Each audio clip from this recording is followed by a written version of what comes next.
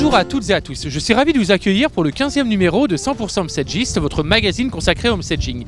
Au sommaire, la réalisation d'un homestaging dans un appartement à Marseille, les bons conseils de Mr H, les interviews de 2 agents immobiliers, une belge et un français adeptes du homestaging, et un petit tour au colloque du homestaging qui s'est tenu il y a quelques semaines à Paris. Allez, 100% Homestagist, c'est parti!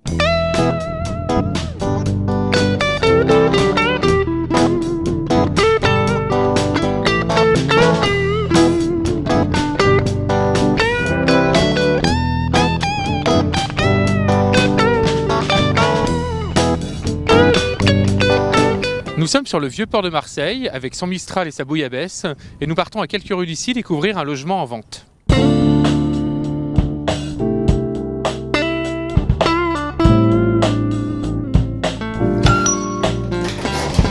Bonjour Caroline. Bonjour Francky. Tu vas bien? Très bien, merci. Il est sympa cet appart, non? Effectivement, c'est un très bel appartement de 125 mètres carrés. Et donc, c'est un de mes agents immobiliers partenaires qui vient de me remettre les clés. D'accord. Tu nous fais faire le tour du propriétaire? Tout à fait. Nous avons tout d'abord une très belle cuisine entièrement équipée. Ah oui, qui est très récente. Tout à fait. Et ensuite, nous avons ce très grand séjour avec 3 belles fenêtres qui donnent sur un balcon filant. Oui, c'est une très belle pièce. Oui. Ensuite, nous arrivons à un grand couloir en U. Une problématique dans cet appartement, c'est ces longs couloirs. Nous avons une première chambre. D'accord. En état d'usure. En état d'usure, tout à fait.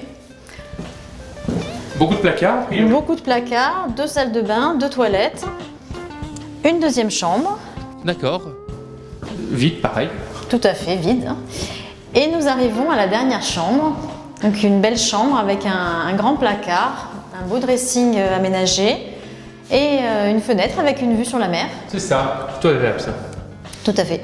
Tu es prête pour ton homestaging? Tout à fait, mon camion est garé en bas. Je suis prête à emménager, tu viens m'aider?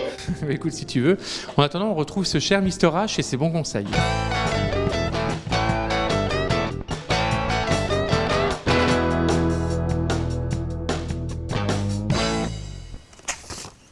Hey, salut!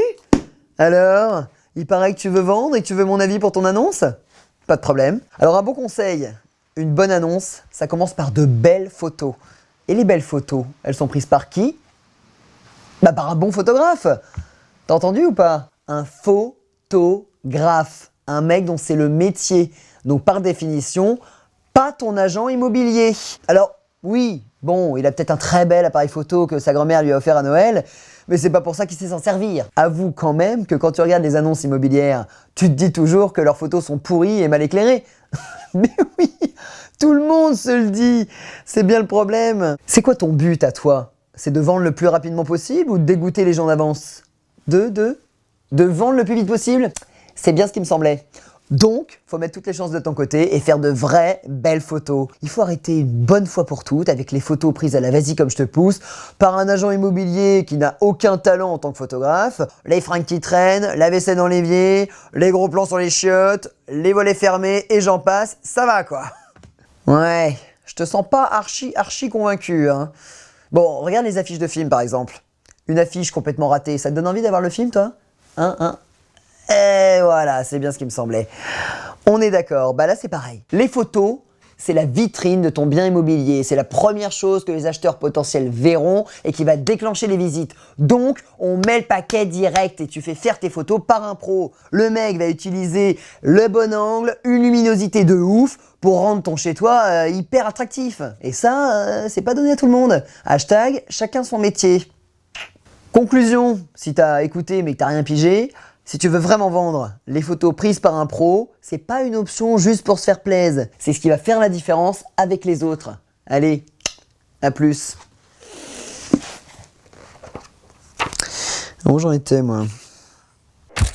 Cette chronique vous a été présentée par WeFlash. Reportage photo en un clic. WeFlash, c'est plus de 2000 photographes professionnels sur weflash.com.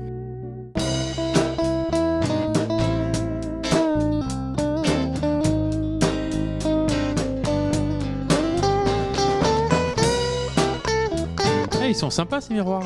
Et oui, toujours dans l'esprit loft, ça donne un style verrière industrielle.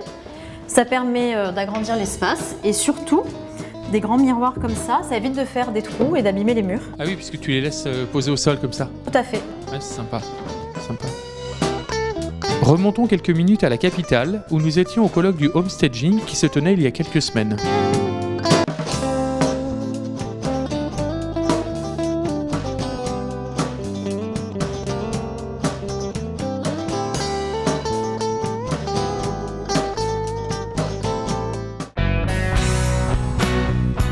Ce qui vous plaît le plus dans votre métier de homestagiste? La liberté d'expression. Le contact. Faire du beau avec du vieux. La diversité, le relationnel. C'est très complémentaire, la déco, du commercial, du marketing, on fait un peu de tout. La mise en scène. La création. Les résultats avant-après, c'est magique. La production. Le fait que le métier change tous les jours et à chaque fois, à chaque nouveau projet. La variété. Le changement. La mise en scène. La créativité. C'est extrêmement gratifiant. La création. Le changement, la nouveauté. La créativité. La mise en scène. La créativité. L'évolution. Faire les courses. Quand les vendeurs ou les hackers font waouh. Ce qui vous plaît le moins dans votre métier de homestagiste? Tu le sais. C'est porter des meubles. Les déménagements. L'isolement. La prospection. Porter les meubles. La même chose. L'ascenseur qui ne marche pas au 7e étage avec un gros canapé. Les déménagements. Ça fait des gros bras très musclés et c'est pas très joli pour une femme. Il faut être très musclé. La prospection dans le dur. La pige. C'est rangé à la fin d'un chantier. Le déménagement. La manutention. Porter. Déménager, porter les meubles. Monter les étages. La recherche de clientèle et la prospection. Déménager les gros meubles.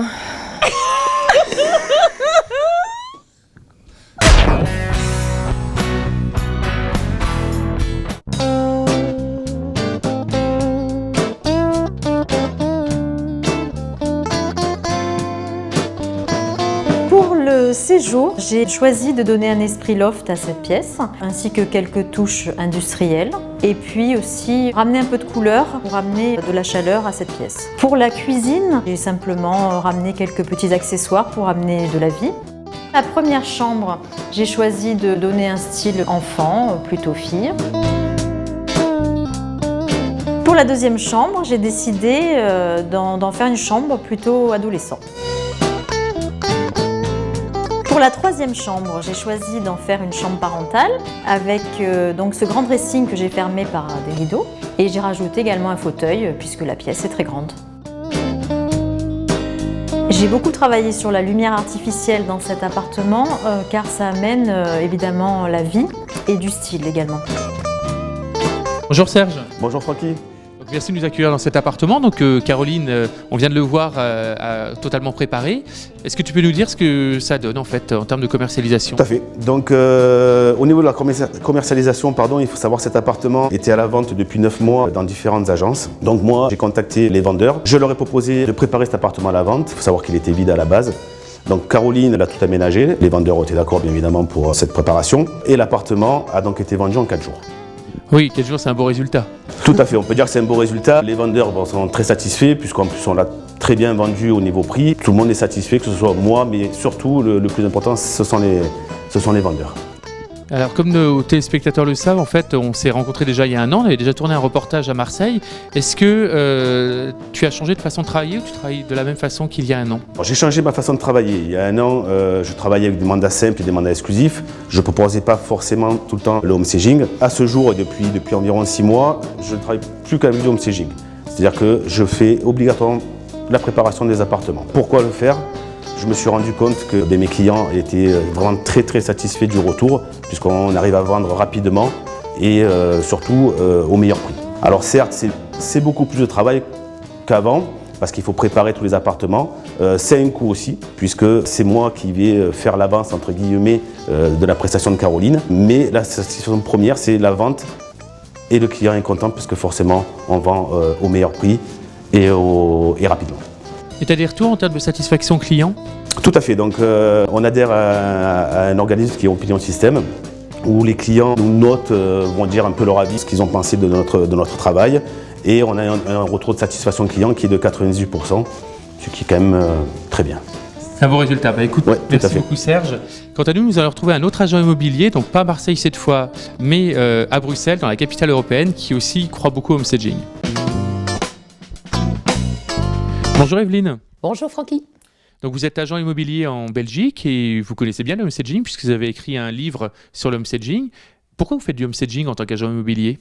J'ai commencé en 2008 pendant la crise et en fait les biens ne se vendaient plus. J'ai récupéré du temps et j'ai recommencé à décorer les biens, qui était ma passion au départ, et j'ai vu que je revendais les biens. Surtout j'ai vu dans les acheteurs des yeux pétillés et des acheteurs qui refaisaient des offres. Donc pour moi c'est une évidence. Le homestaging déclenche la vente et permet de vendre au meilleur prix. Et vous faites systématiquement du homestaging pour vos biens ? Ah, je n'imagine pas un instant ne pas le faire. Et comment réagissent ces propriétaires quand vous leur proposez de faire du homestaging ? Alors je ne leur en parle pas trop au départ parce que c'est très délicat quelque part de se dire que quelqu'un de très invasif va venir changer tout chez vous.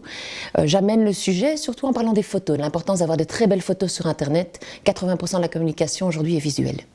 Et vous êtes nombreux en Belgique à travailler de cette façon ? À ma connaissance, sur une main. On est 5 maximum. Pourquoi ce n'est pas plus développé d'après vous en Belgique ? Je me pose la question. Je pense que d'abord par rapport à la France, vous avez des émissions que l'on n'a pas eues. Et puis pour un agent immobilier, c'est extrêmement énergivore. Il faut également beaucoup de matériel, de l'investissement. Et que l'agent immobilier a également d'autres choses, d'autres tâches à remplir. Vous connaissez bien le marché français puisqu'on est voisins. Comment vous pourriez comparer le marché français et belge à la fois sur le marché immobilier et le marché du homestaging ? Il y a beaucoup de similitudes par rapport aux acheteurs. On est finalement très proches, très voisins. Mais je pense que le marché français a quelques années d'avance par rapport au nôtre, notamment d'un point de vue juridique. On va vers la tendance, beaucoup plus d'informations aujourd'hui. Et aussi au niveau du homestaging. Vous êtes en avance, je dois l'avouer. Pour finir, qu'est-ce que vous donneriez comme conseil à un propriétaire aujourd'hui qui veut mettre en vente son bien ? Alors ne surtout pas mettre son bien en vente sans passer par de très belles photos et donc par du homestaging. Impossible d'avoir des photos pro avec une décoration qui ne l'est pas. Une évidence. Merci beaucoup Evelyne pour vos réponses. Avec grand plaisir. Cette rubrique vous a été présentée par ImmoAdvisor, site d'avis clients certifié. ImmoAdvisor, c'est déjà plus de 100 avis clients sur le travail des homestagistes à retrouver sur immoadvisor.com. Merci Caroline. Merci Francky. Merci également à Serge, à Evelyne, aux homestagistes et à tous ceux qui ont participé à cette émission. Quant à nous, nous retrouvons très vite pour un prochain numéro de 100% homestagistes. D'ici là, je vous laisse découvrir d'autres réalisations du réseau de homestagistes. Allez, ciao.